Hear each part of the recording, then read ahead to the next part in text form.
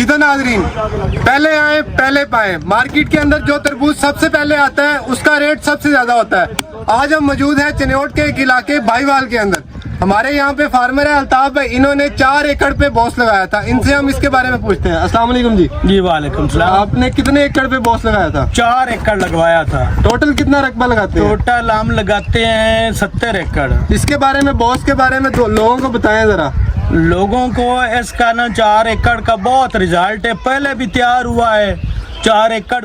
तो 1 एकड़ से एस की ना हमने तकरीबन 5वीं गाड़ी भरी है 4 एकड़ से राकट। तो पहले भी तैयार हो गया, मार्केट में भी अच्छा बिक रहा है। साइज भी इसका बड़ा है, देखो ना 10-15 किलो का है माशाल्लाह। तरबूज लगाने वालों को क्या मशवरा देंगे? हम मशवरा अगले साल ऐसा भी देंगे, बस सारे लोग बॉस लगाएं। आखिर हम वीडियो एंड करते हैं अपने ग्रीन गोल्ड के नारे से। ग्रीन गोल्ड जिंदाबाद।